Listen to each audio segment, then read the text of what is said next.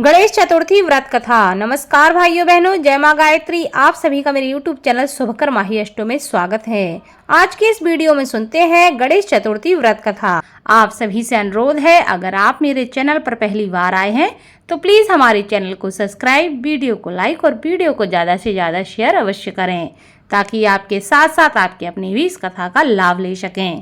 पौराणिक कथा के अनुसार स्कंद कुमार कहते हैं कि समस्त ऋषियों, आप लोग पुराण में वर्णित मंगलदायिनी कथा को सुनिए, जिसमें भगवान श्री गणेश के व्रत के महात्म का वर्णन किया गया है।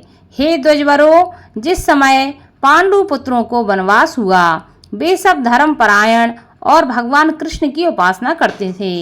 एक समय की बात है कि अपनी इच्छा से भ्रमण करते हुए व्यास जी उन लोगों की कुटिया पर पहुंच गए। व्यास जी को देखकर सभी करवद्ध हो गए, उनके सम्मुख खड़े हो गए और कहने लगे, आपके दर्शन करके हम लोग धन्य हो गए और साथ ही हमारी कुटिया भी धन्य हो गई। आज आपके दर्शन से हमारा जीवन धन्य हुआ। आज हम लोगों का सब कुछ सफल हुआ, क्योंकि आज हम लोगों ने आपके दर्शन प्राप्त किए हैं। आपके दर्शन मात्र से कष्टों का निवारण हो जाता है। आपने मेरी कुटिया में पदार्पण किया है, अतः हम लोग आपका स्वागत करते हैं। हम लोग राजयुत होकर भी आज अपने आप को धन्य मान रहे हैं। ऐसा कहकर पांचों पांडव, भीमसेन, युधिष्ठिर, अर्जुन, नकुल और सहदेव उन्हें प्रणाम करके उनके सामने खड़े हो गए। पाद, अर्घ्य, आचमन और आसन प्रदान करके द्रौपदी ने हाथ जोड़कर उनसे कहना प्रारंभ किया, हे मुनिवर, मैं राजरानी होकर भी दुर्योधन की भरी सभा में केस पकड़कर अपमानित हुई और वनवासिनी बनाई गई। अब मैं क्या उपाय करूं जिससे हमारे सभी क्लेशों का शमन हो जाए तथा हमारे शत्रुओं की पराजय हो जाए। इस प्रकार युधिष्ठिर द्रौपदी के संकट नाशक उपाय पूछने पर सर्वज्ञ व्यास जी ने कृपा पूर्वक उन्हें उपाय बताया। हे महाराज, इस प्रकार संपूर्ण विश्व में आपके जैसा कोई दूसरा धर्मात्मा नहीं है। मैं आपसे ऐसे व्रत का वर्णन करूंगा, इससे आपके समस्त दुखों और कष्टों का निवारण हो जाएगा। इस व्रत शुभदायक, फलदायक, दिव्य और पृथ्वी पर सभी मनोरथों को पूर्ण करने वाला है। इस व्रत के करने से विद्यार्थियों को विद्या और धनार्थियों को धन का लाभ होता है। इस संबंध में एक प्राचीन कथा है जिसका मैं तुमसे वर्णन करता हूँ। युधिष्ठिर, उसे तुम ध्यान से सुनो। प्राचीन समय की बात है। सतयुग में चंद्रसेन नामक एक राजा थे। वे अपनी रानी के साथ दीक्षा लेकर परिवार के सहित रहते थे। वे अपने स्वजनों, उनके पुत्रों एवं कुटुंबियों के साथ अपना जीवन आनंद पूर्वक व्यतीत कर रहे थे। सौभाग्य से उनकी रानी बहुत ही गुणवती तथा पतिव्रता थी। हे राजन, युधिष्ठिर उनका नाम रत्नावली था। वह पतिव्रत का पालन करने वाली थी। स्कंद जी कहते हैं कि हे मुनिवरों, राजा और रानी में परस्पर बहुत प्रेम था। एक समय दैव योग से शत्रुओं ने उनके राज्य को हस्तगत कर लिया। शत्रुओं ने राजा के कोष पर अधिकार करने के साथ ही सेना पर भी अपना आधिपत्य जमा लिया। राजा का साथ अपने भाई बंधुओं से छूट गया। राजा भ्रष्ट होकर राजा अपनी रानी रत्नावली के साथ वन में चले गए। एक ही वस्त्र में लिपटे वे दंपत्ति भूख प्यास से विकल हो गए। हे युधिष्ठिर, रानी रत्नावली के साथ राजा अकेले वन में भटकने लगे। दोनों भूख प्यास से पीड़ित होकर वन में चलते चलते उन दोनों को सूर्यास्त हो गया। उस भयंकर वन में शेर, बाघ, चकवा, बगुला, कोयल और सारस रहते थे। रानी के पैर में कांटा चुभ जाने से राजा को महान कष्ट का अनुभव हुआ। उस वन में घूमते हुए राजा ने प्रातःकाल महर्षि मार्कंडेय को दूर से ही देखा। धीरे धीरे चलकर वहां तक पहुँचे और उन्हें दंडवत प्रणाम किया। उनकी पत्नी ने श्री मुनि को बारंबार प्रणाम किया। वन में विराजमान तपस्वी एवं जितेंद्रिय मुनि मार्कंडेय जी से हाथ जोड़कर राजा ने कहा। राजा ने पूछा कि हे मुनिवर, मैंने पूर्व जन्म में ऐसा कौन सा पाप किया था जिससे मेरी राजलक्ष्मी शत्रुओं द्वारा छीन ली गई है। मार्कंडेय मुनि ने उत्तर दिया कि हे राजन, आप अपने पूर्व जन्म के वृतांत को सुनिए। मैं आपको बतला रहा हूँ। एक बार आखेट यानी कि शिकार के लिए आप गहन वन में चले गए। हरिणित, चीते, खरगोश का शिकार करते करते उस वन में रात हो गई और अधिक मास की चतुर्थी आ गई। उस वन में आपने एक सुंदर सरोवर देखा और उसके किनारे लाल रंग की साड़ी पहने हुए नाग कन्याओं को देखा। वे सब गणेश जी की पूजा कर रही थीं। यह देखकर आपको बड़ा आश्चर्य हुआ। आपने वहां पहुंचकर बड़ी नम्रता पूर्वक पूछा कि हे स्वर्गगामिनी देवियों, गणेश जी की पूजा कैसे करनी चाहिए? आप लोग मुझे भी इस पूजा के बारे में कृपया करके बताएं। इसका प्रभाव हमें बतलाइए, क्योंकि मैं भी पूजन करना चाहता हूँ। नाग कन्याओं ने उत्तर दिया कि आप गणेश जी की पूजा कीजिए। इससे समस्त सिद्धियां प्राप्त होती हैं और नित्य ही शांति, पुष्टि, सुख और संतान एवं धन में वृद्धि होती है। राजा ने महिलाओं से पूछा कि गणेश जी की पूजा किस महीने में और किस तिथि को करनी चाहिए? इसमें किस वस्तु का दान देना चाहिए? इस पूजन की क्या विधि है? आप लोग कृपया करके मुझे यह सब बताएं। नाग कन्याओं ने उत्तर दिया कि हे राजाधिराज, अधिक मास के कृष्ण पक्ष की चतुर्थी को चंद्रोदय होने पर विधि सहित विघ्न विनाशक गणेश जी की पूजा करनी चाहिए। अपनी सामर्थ्य के अनुसार भक्ति भाव से पूजन करें। गणेश जी को पंचामृत से नहलाकर लाल पुष्प चढ़ावें। गंध, धूप, दीप, नैवेद्य, दूब, 2 वस्त्र, सुगंधित द्रव्य चढ़ावें। घी चीनी से बने हुए 15 लड्डू का भोग बनावें।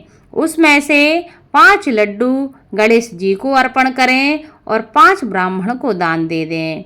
कुंवारी कन्याओं को पहले देकर बाद में स्वयं भोजन ग्रहण करें। गणेश जी की प्रसन्नता के लिए समस्त सामग्री गणेश जी को अर्पित करनी चाहिए। उसके बाद गणेश चतुर्थी की कथा को अवश्य सुनना चाहिए। ऐसा करने से मनुष्य की सभी मनोकामनाएं पूरी होती हैं एवं समस्त सिद्धियों की प्राप्ति होती है। गणेश जी के पूजन की यही विधि है। नाग कन्याओं की बातें सुनकर राजा ने उन्हें बारंबार नमस्कार किया।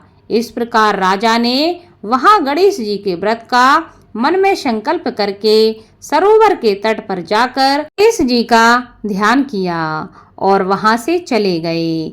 इसके प्रभाव से गणेश जी आप पर प्रसन्न हो गए और आपको पुत्र, स्त्री, धन धान्य आदि से पूर्ण कर दिया।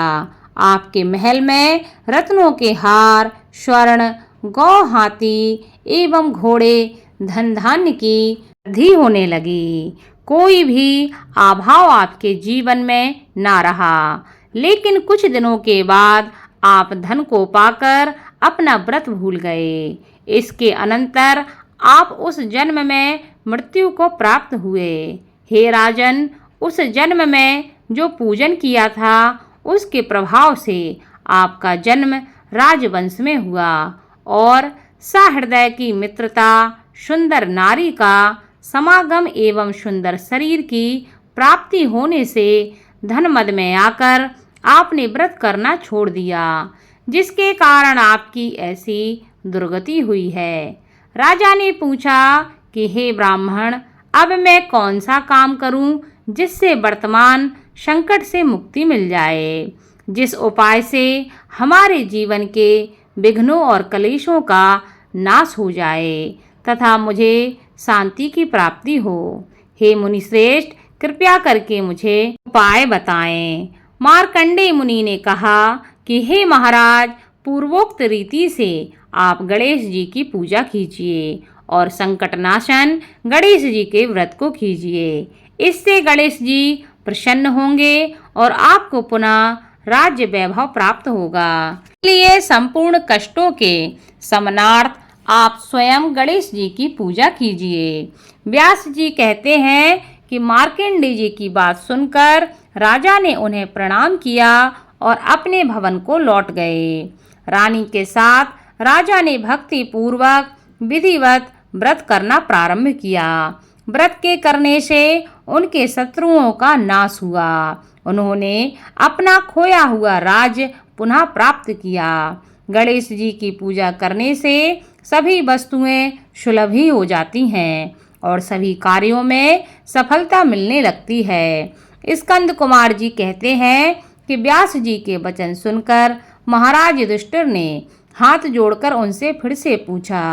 युधिष्ठिर ने कहा कि हे कष्टों को दूर करने वाले महर्षि, इस चतुर्थी के व्रत की विधि बतलाइए। किस नाम से, किस मास में, किस प्रकार से गणेश जी की पूजा करनी चाहिए, तब इस व्रत में किस चीज का आहार ग्रहण करना चाहिए, कृपया करके हमारा मार्गदर्शन करें। तब व्यास जी कहते हैं कि हे राजन, अधिक मास में चतुर्थी को गणेश्वर के नाम से पूजा करनी चाहिए। लाल कनेर के फूल चढ़ाकर लड्डू आदि का भोग लगावें। लाल चंदन, रोली, अक्षत और दूब को एक एक नाम से अलग अलग चढ़ावें। तत्पश्चात विश्व प्रियाय नमः कहकर आचमन करें। ब्रह्मचारिणे नमः कहकर स्नान कराएं। गणेश्वराय नमः से वस्त्र पहनाएं। पुष्टिदाय नमः से चंदन चढ़ावें। विनायकाय नमः से पुष्प चढ़ाएं। उमासुताय नमः से धूप समर्पित करें। रुद्रप्रियाय नमः से दीप समर्पित करें। विघ्ननाशिने नमः से नैवेद्य अर्पित करें। फलादात्रे नमः से तांबूल चढ़ाएं। संकटनाशिने नमः से फल चढ़ावें।